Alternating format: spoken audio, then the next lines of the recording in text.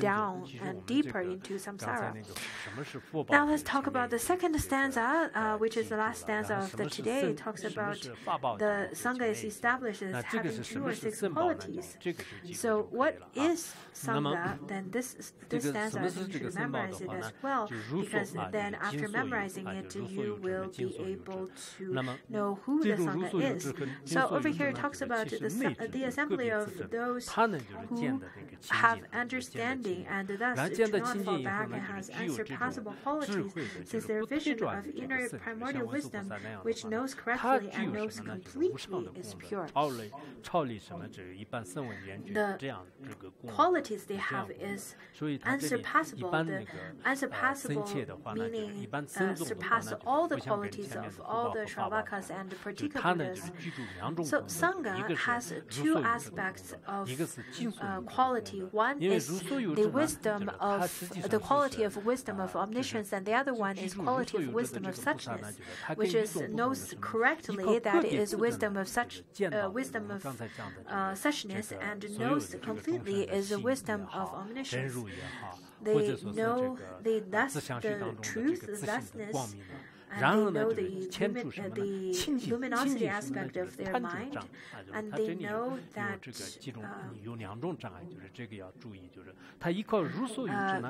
and they know everything about all the manifestation or all the illuminations. So over here it talks about because of their self-aware primordial wisdom, then they can see their obscuration of afflictions. And when they have such wisdom, they will be able to see the obscuration of their afflictions. This is in terms of the Dharmadhatu aspect. And in terms of the relative world, it talks about all sentient beings have the Buddha nature. And because such bodhisattva has already attained the wisdom of omniscience and see all the sentient beings has a Buddha nature, it could then dispel the obstacle of or obscuration of cognition. So that's from the two aspects. In terms of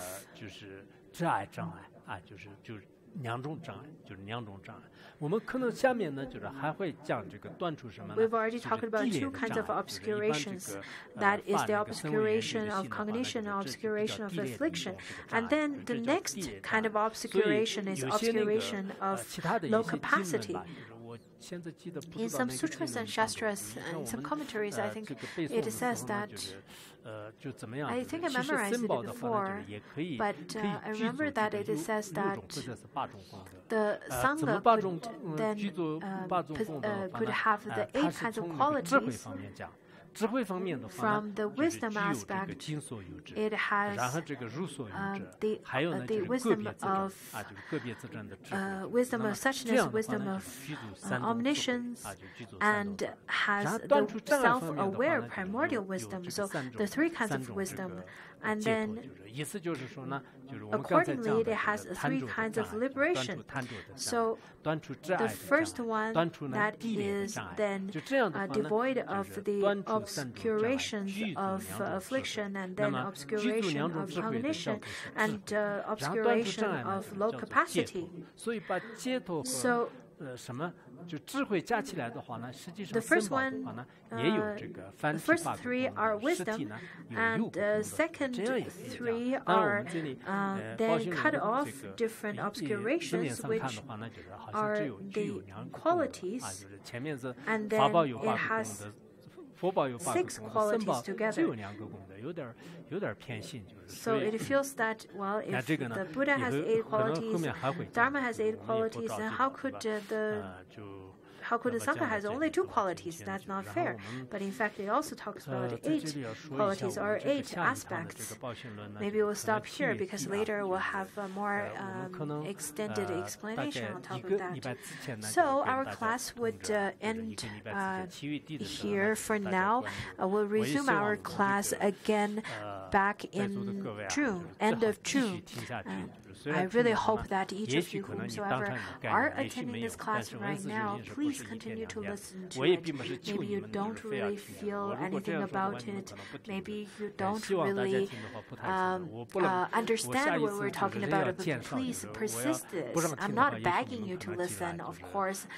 If I beg, I believe lots of you won't listen anymore. But I think if you don't have any big problems going on with your life, if you are still able, if the favorable conditions are still there for you to listen,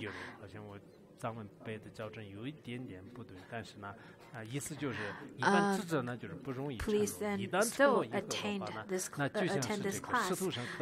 As it is said in Tibetan, the wise ones, they don't easily make promise. Once they make promise, it's just like their promises are then carved onto rocks. They won't give up very easily. So for those of you who already listened to 4 classes already till now, if you're a wise person, do not change very easily.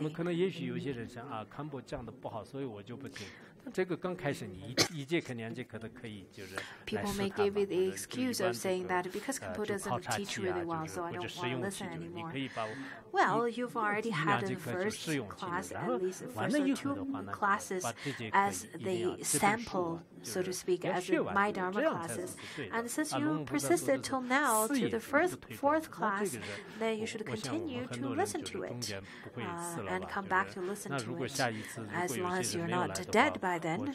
So if some of you who do not attend this class anymore around the end of July, I would say that I would perceive it as you already passed away, and I will then chant mantras to you and dedicate merit to you.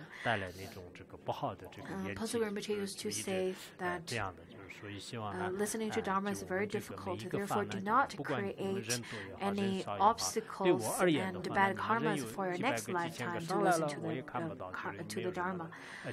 To me, hundreds or thousands whomsoever attend this class, it doesn't really matter to me because it's just a number. Well, if I only have 2 or 3 or 5 people, I would still continue to teach this. So personally, it doesn't really change anything for me, but really to you, it changes a lot because once you start, you better finish it well. That's quite important. It creates auspicious conditions for you to listen to the Dharma next lifetime.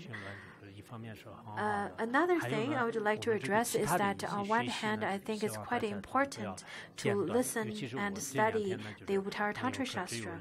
Also, there are other activities which are beneficial to others.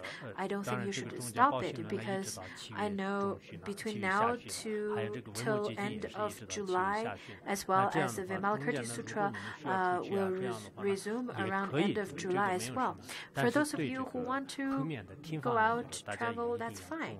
But you should really attach great importance to continue to listen to the teachings on time. Another thing I would like to say is, as Mahayana practitioners, do not only selfishly care about your own study and contemplation and practice. You then should also listen, practice, and disseminate the Dharma and benefit beings. So wherever you are, you should really try to benefit others.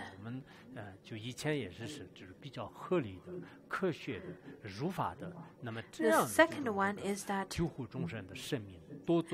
whenever you have the opportunity to reasonably, properly to release the life of other sentient beings, this is quite important. If you have such opportunity to do it, then please continue to do it because this is the offering of fearlessness or giving of fearlessness to sentient beings. You're protecting the sentient beings from fear.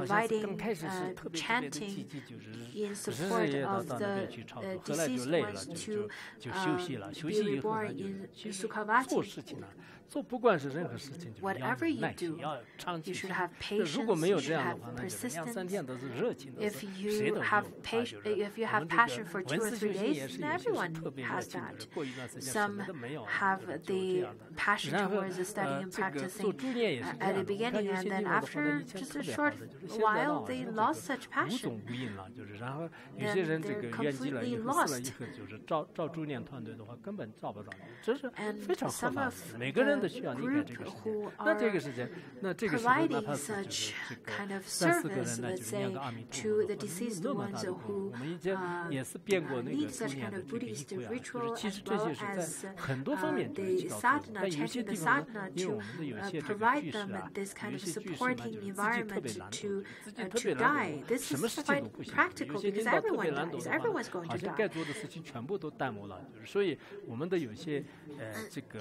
居士也好，出家人也好，就是要么你不当领导，要当领导的话呢，要勤快一点，就是需要助念的时候呢，你要去做，然后需要就是什么这个做无畏布施也好，然后闻思修行也好，真正一个领导特别难度，天天睡懒觉的话，那这个团队就全部不得不是了，就是因为头就是这样的，所以你头如果是这个特别难度的话，那尾巴再动也没有用的，是吧？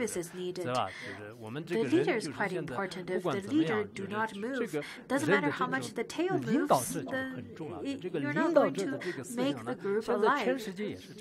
啊，就是不管是这个东方西方，我看这个领导者就是特别有智慧、特别能干、特别勤奋、特别那样的话呢，就是下面的人也是多多少少都会有一些不同。如果领导是特别就是好吃懒做啊，吃饭的时候每次都是就特别热劲，然后就每次都是这个请客的时候就是吃饭特别热情，然后做事特别难，那就可能这个团队啊，就这个下面的集体群体是没有什么希望。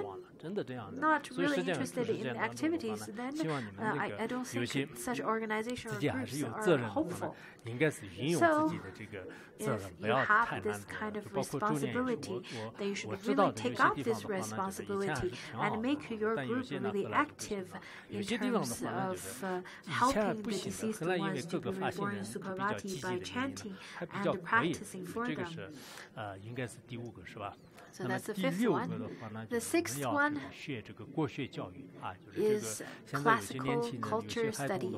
Some young people, children, they really need moral education, especially in this age, and without which it's quite a pity that they don't have morality infused in their being. There are many opportunities to engage the society into this kind of activism, the Buddhist activism. So whatever is positive and beneficial to self and the society. So those are the few things that I added on before the end of the class. So that's where I will stop.